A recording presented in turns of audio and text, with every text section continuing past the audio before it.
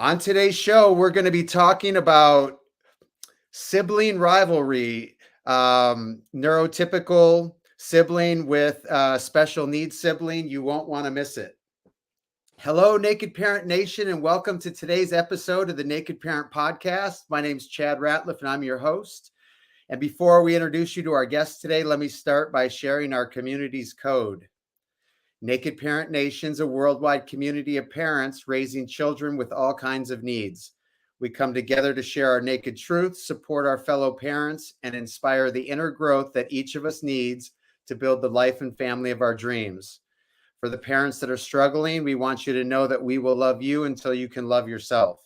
For your children, we pray and send power from our collective group. As we come to understand our divine nature, we realize that there's no need to feel sorry for ourselves, be angry, or feel lack. We come to understand that our feelings of limitation and separation are only in our minds. Through self-realization, we expand our consciousness so that the challenges that perplex us today dissipate one by one until we're able to see and experience gratitude and beauty in everything just as it is. We have the power to create any kind of life we want for ourselves and our families. We do this by living in the naked present moment, one day at a time. Esther and Jerry Hicks call it the science of deliberation, and we call it the answer to all of our prayers. So before we get to our show today, we're going to do a little breathing exercise, a prayer, and a short meditation to just kind of find that center and that balance and that space within ourselves where there's no chaos, there's no controversy. And if we can't find that place, we're going to try and make room for that space within us so that we have that place that we can go when the world feels like it's just getting too crazy. So if you can sit with your spine erect, gently close your eyes, and lift your gaze to that spot between your eyebrows, that third eye spiritual center. And just take a deep breath in and hold it for a minute.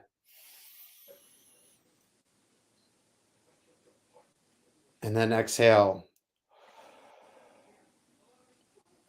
And now what we're going to do, I want you to put your consciousness on your lower spine.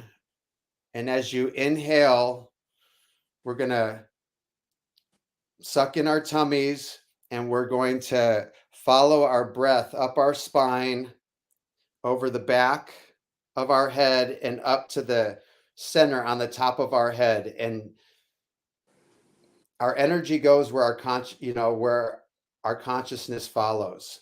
So we're going to inhale up the spine, across the back of the head, up to the top, and then hold it there for a minute and let that energy build. All right, inhale. And hold it. And feel that energy build. And then exhale, relax. One more time, really lean into it this time and suck in your stomach and inhale, pull that breath up your spine to the top of your head. And hold it at the top of your head. Let that energy build. And then exhale, relax. We're going to do it one more time. Really give it your best effort yet. And inhale, pull in your stomach. Pull the air up through your chest, up through your brain, to the top of your head. And hold it. And exhale, relax, and let it all go. And with your eyes closed, just feel that peace that you created by getting rid of whatever the scientific term is that we got rid of, while I read a prayer that I recently wrote. Heavenly Mother, Father, Friend, Great Spirit, Divine Consciousness, Wondrous Nature, and Saints of all religions, We come together as brothers and sisters on a similar quest to better understand ourselves, our divine calling, and how to be the best version of ourselves and parents for our children. We ask for the guidance and the ability to accept life on life's terms. May each listener feel an inner sense of peace and calm in our hearts today. May we feel love and spread love. Om, peace, amen. So come back to the room. I'd like to introduce you to Wendy Flores, who's a 48-year-old mother of two. She has a 23-year-old neurotypical child and a soon-to-be 16-year-old autistic child. They're both boys. She works as a substitute teacher and health coach and has been married for 24 years in September. Welcome to the show, Wendy. Hi, how are Thank you? you. I'm great. Thank you for being here. How are you today? I'm good. Where are you calling in from?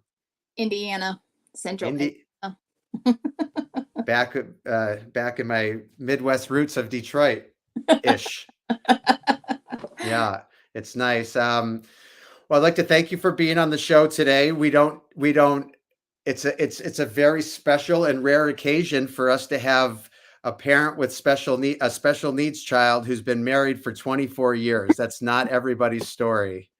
So, so congratulations on that. Can you tell us a little bit about when this all started for you? Um, Well, as I was telling you before, my oldest son is 23. He's the neurotypical. So he was 6 when I found out I was pregnant and had my second son. And we noticed something was off with him a little bit. So we have some services here in Indiana that my pediatrician sent me to, and we did the testing. They sent in a psychiatrist, and she diagnosed him with PDDNOS, pervasive development disorder. Not otherwise specified is kind of what it means. And then we got another diagnosis, or we sent him in for a second opinion, and that's where he got the official diagnosis of being autistic when he was 2. and So when did the signs start showing up, and who noticed them first?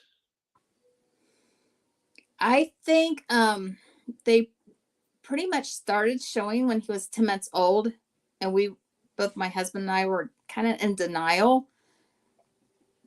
And I think I always felt like something was off, but I just never wanted to realize it. So it just kind of evolved from there. And would you say that your doctor kind of pushed you to the pediatrician pushed you to Yeah. follow some of these?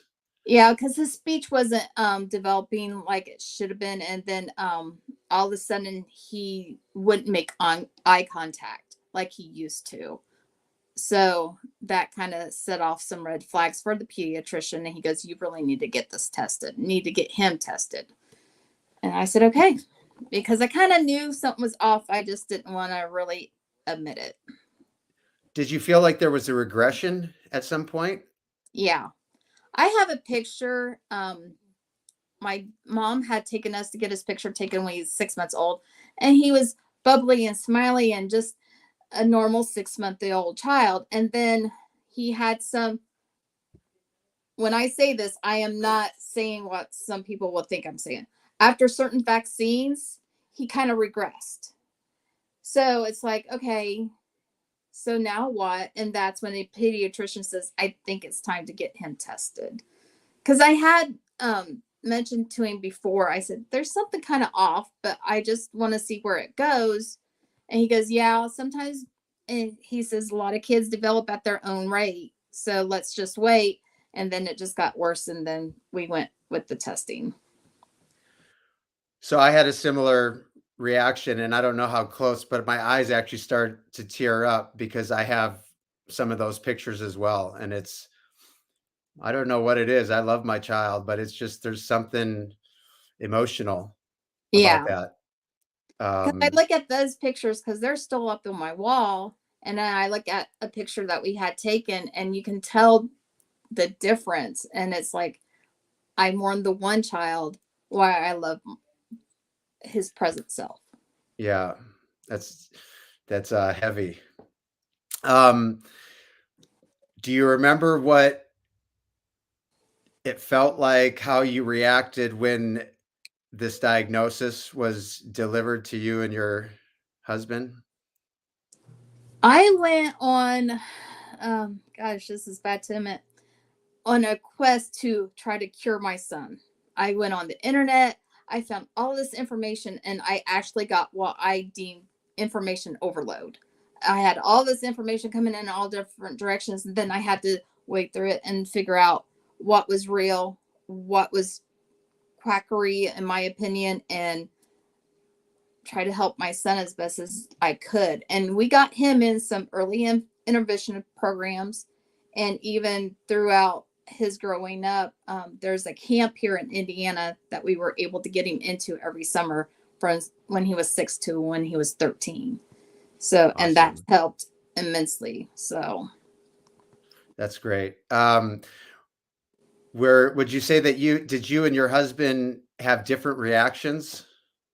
yeah, I'm more of a dive in head first. Let's get this taken care of and let's get him what he needs.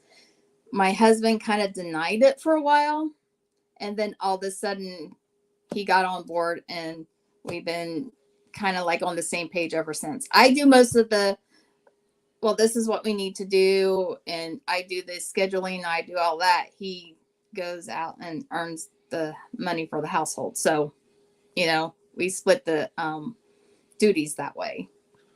Yeah, they're both huge jobs. They're both big jobs. Um, was there ever a trend?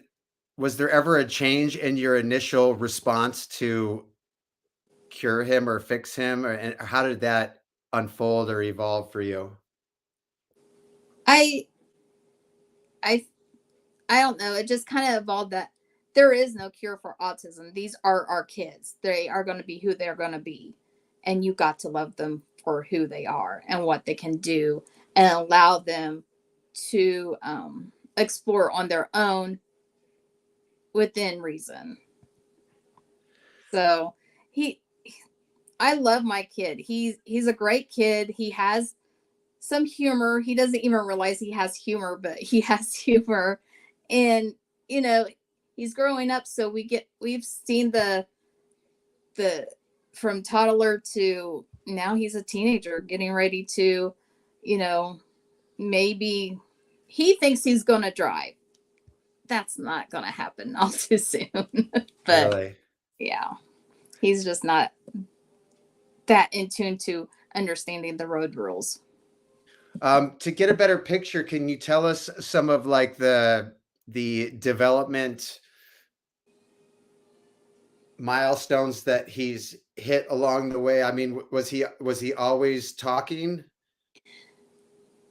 Yes, to a point. He was always talking, and now his talking has turned into he speaks in gamer language. Like he wants to level up, he wants to get more points. If he does something good, does he get points towards, a game? And sometimes my husband and I don't understand what he's talking about, but he is so in tune in games that we're trying to figure out ways to talk to him that way, but also, you know, kind of go, okay, explain to me what you want. Right. Was potty training a challenge? Is he potty trained? He is potty trained. He I figured out he's very big into rewards. So once I figured out that I can potty train him to the point where during the day it was fine. Nighttime he was in pull-ups until he was about, I want to say 8 or 9 nighttime pull-ups. And then I figured out sometimes you just got to rip that band-aid off for them to learn. I ripped that band-aid off, and within 2 nights he stayed dry. He got up when he was supposed to and went to the restroom. And the same thing with bowel movements. Bowel movements took a little bit longer, but I realized that he had control, because he would wait until he come home to do what he needed to do. And then that's when I taught him, when you come home, go to the restroom, do what you need to do. And then once he figured that, oh, okay, so I don't have a problem with that.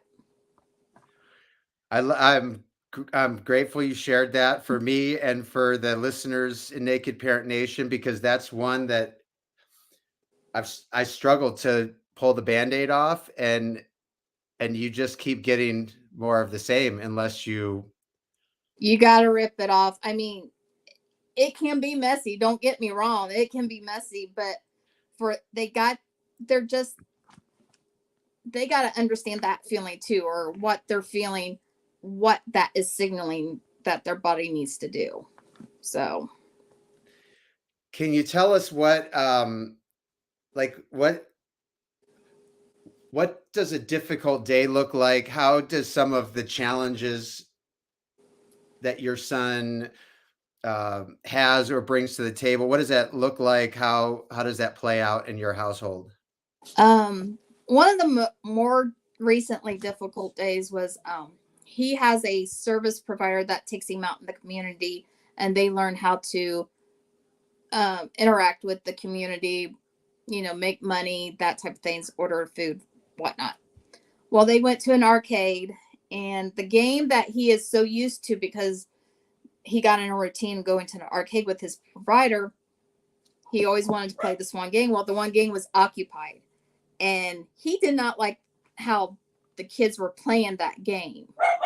So he went over to the little girl and took the controller away from her. And daddy was there. And the provider saw the dad, and it's like, yeah, this ain't going to end good. So he got Jack out of there. And on the way home, Jack started to have a meltdown. He got him home to me. And I said, thank you for, diffusing the situation as much as possible. I'll take care of it from here. Well, I'm 5'1", 130 pounds. My son is 5'8", 5'9", 160 pounds. So he was melting down, and then he grabbed a hold of me and started squeezing me, because he's never really acted like this before. He started squeezing me, and he was getting in my face, and my fight or flight mode went into, how am I going to diffuse this? Am I going to have to sweep his feet, or am I going to have to aim a little bit higher? But then he calmed down, or I was able to push him away, and I said, you need to go to your room and calm down. So he went to his room, and it took about an hour. He calmed down, and then it started back up again, because he came out and he goes, I want to try again. I said, you can't try again. It's not going to work. And that sent him into another meltdown, but not as bad as previously. So. Was this was this a very isolated incident?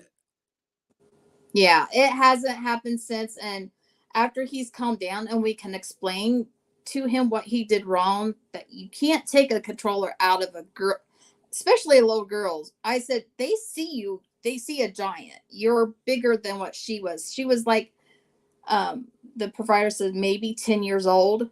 So she's a little girl. I said, you can't do that. That's not nice. You have to wait your turn. It doesn't matter that she wasn't playing it right in your terms. You can't do that. But yeah, that's been a very isolated incident.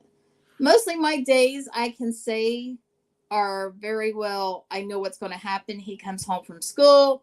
I ask him about school. I tried to ask him questions that he has to answer, which I always get the typical, it was fine. Okay. And then he goes to his room.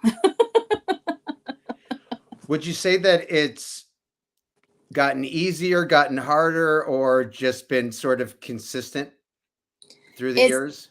Definitely gotten easier. He has grown up. He has matured a little bit. We got him a cell phone, so I can always track where he is.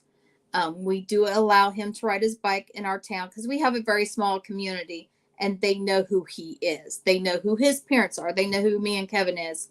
So if something should happen, they know to call us to get a hold of us. That's So, nice. and I've even talked to the police department, which we're friends with most of the police anyhow, because like I said, it's a small town. So everybody knows everybody. So they're aware of Jack and his different abilities. So That sounds great. It sounds great.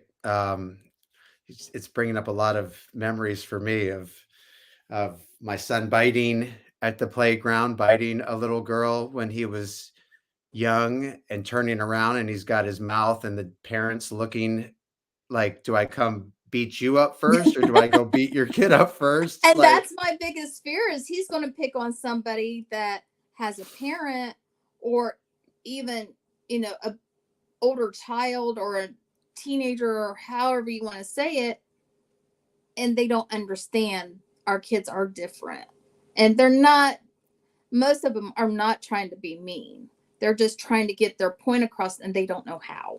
right. Your older son, I mean, he's a typical boy. Yeah, he's still living at home, he has a job, um, he takes care of his brother as much as possible. When they were younger, my oldest son did watch him a lot when I worked, and they had a great time. Now it's a little bit different because he is 23, he's branching out, he has girlfriends, and he's not home as much. So trying to get Jack to understand he can't always take you on a car ride or a truck ride is kind of hard for him to understand. Does that hurt his feelings? Yeah, you can tell it hurts his feelings. And there was one instance, I want to say about uh, 4 or 5 years ago, and my son and I, we went to a neighboring town to get something to eat. And he goes, "Why is Wade mad at me?" I said, "Wade's not mad at you." He goes, "Yeah, he is. He yelled at me." And so I'm thinking, trying to figure out what happened. So I go home. I said, "So what's your deal with your brother?" And he goes, "Well, he was bugging me." I said, "Well, now he wonders why you don't like him." I said, "That should never be an issue." And that stopped away to the point where he stopped what he was doing. He took a deep breath. He went in, he got his brother, and they went for a ride. And I guess they had a talk, or, Wade smoothed things over. And ever since that time, Wade's a little bit more conscious on how he talks to Jack a little bit. Now, Wade sounds very sweet. yeah, they still have their disagreements. I mean, they are siblings. I mean, if Jack goes into Wade's room, Wade doesn't like it. If Wade goes into Jack's room, Jack doesn't like it. I still have the typical don't touch my stuff, you're breathing my air, don't touch me, that type of thing. But, they Do are you so. feel that do you feel that Wade treats him different, like has more compassion or empathy because He tell us about that. joined the buddy group in high school because he knew how his brother was and he wanted to be able to protect some Aw. other kids at school. So yeah, it's made him more empathetic towards other people. And the one thing that sticks out in my head was Jack was in latchkey and my husband and my son went and picked him up after they got off what they were doing. And so they went into the room and said, "Hey, Jack, come on, let's go." And a guy or another kid mumbled under his breath, "Oh, the retarded that gets to go home." Ugh. And Wade swelled up and started walking towards the kid. And my husband had to pull him back and say, "No, let it go. Just let's go." So, yeah, he can pick on his brother. You're not allowed to pick on Jack. I like that. I don't know. I mean, I like that. I don't know what else. I mean, maybe I'm not supposed to like all of it, but when I was growing up, the special needs kids was the corner classroom of the school that had different bathroom break. We had no interaction. We had no, and my kids today have more empathy and compassion at 10 years old than I think I had at 20. And our school system is really good about that. He's in a special classroom, but they do integrate them with some of the other kids. You know, they have the same bathroom breaks, they have the same passing periods, and they share lunch together. So the only thing is, because he is not mainstreamed anymore, he's not in those mainstream classes, except for the special classes, like what I call home ec, which is FCCS or something, and you know, that type of thing. But math and English and stuff like that, the core 40, he's not part of that anymore, because it's not good for him. It's distracting. That's the same for, I mean, do you feel as a society that we're evolving in our, Yes and no. I mean, eventually, I think our education system might catch up with our kids, but it's not going to be in my lifetime, I don't think. I think you bring up a good point there. One of the things you said at the beginning of the show is kind of the reason that this show was created, and it was based on my own difficulties. I get the diagnosis, challenging, I make the bad mistakes, and then I feel like if I can fix my kid, then my life's going to get better. And what I found is as long as I was trying to do that, my life did not get better. But as soon as I started working on me and allowing my kid to be who he is, my life got better. Mm-hmm. And And that's the, go ahead. And it does, but my biggest thing is I turned into a helicopter parent, and it's only been the last 3 to 4 years that I've let go of that, because I see, if I let Jack be who he needs to be and do stuff on his own, he does learn and he does grow. I was holding him back. I was doing everything for him. We were doing everything for him, that some stuff he didn't need to be done for him, but he got so used to mommy and daddy doing everything for him, he just let it happen. I mean, I And, don't blame him. If my mom and dad would come in and rescue me, I would probably let it happen too. and But that's a huge message. I mean, for the listeners in Naked Parent Nation, we're all doing things that we think is helpful that may or may not be. right. And I think that's a great message. And would you say that letting go of some of those things, has that been positive for you personally, or has that had no effect for you? Uh, some of it has been positive, because I'm learning. I'm, in a way, teaching him how to be a little bit more independent, but I can still know where he's at, because truthfully, I still have a tracker on his phone. I can't let go of that. Where is he? You know, is he okay? And you know, he does text. And that's one thing about the phone, is when he texts me, it's like talking to a normal teenager. He Huh. doesn't use the game speak. He don't use he actually uses full sentences, where in school it's very hard for him to write a full sentence, but for him texting is like the thing. So, It is the thing out there. It's not just him. um, so that definitely seems like that's an aha moment, learning to let go and let them. Are there any other aha moments that stand out for you along the way, that you see it different today than you used to?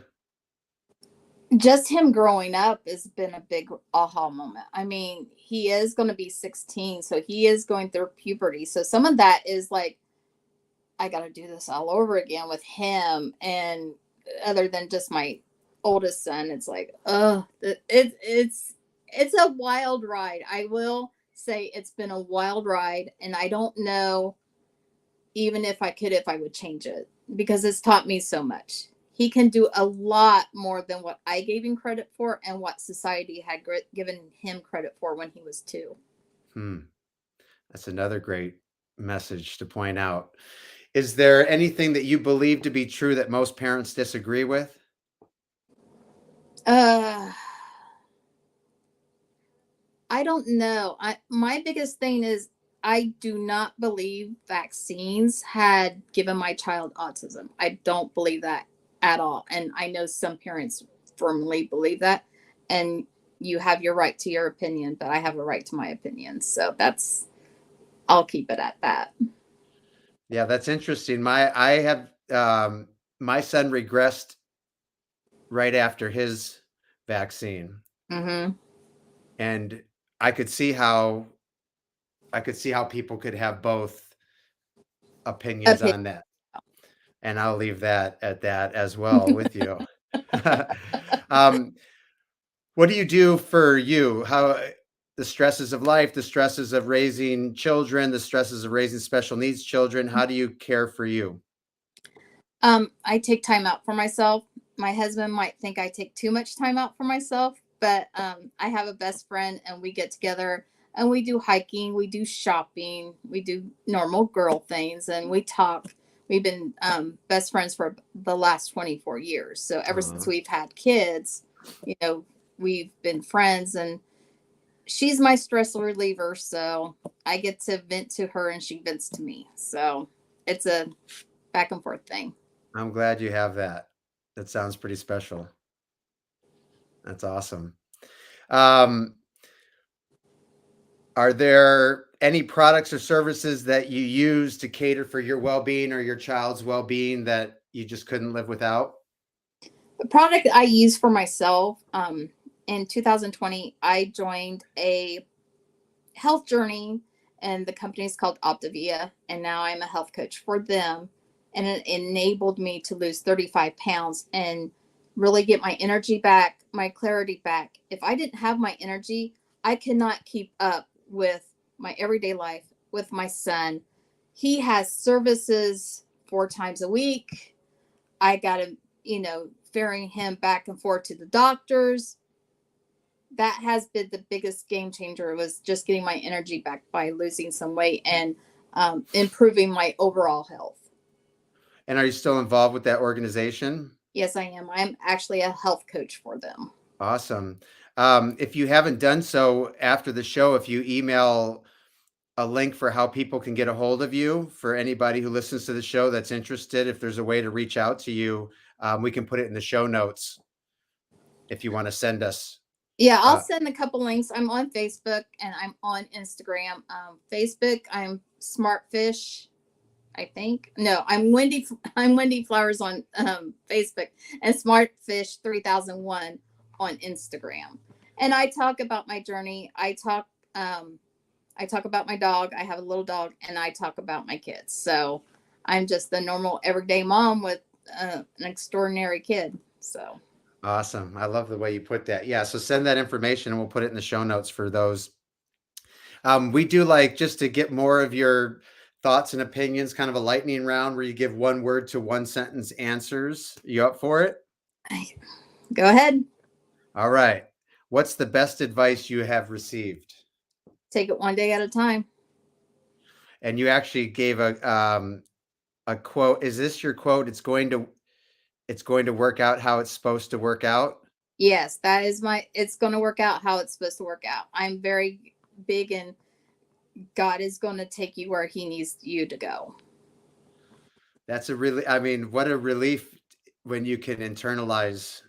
When I can internalize that, it brings me so much peace. And then I lose that internalization, 400 times throughout the day, and just try to I figure out have how to. that little saying in different ways all throughout the house just to keep me reminded that it's going to work out the way it's supposed to work out. That's great. Thank you for that reminder. Do you have a top resource or recommendation to share with other parents?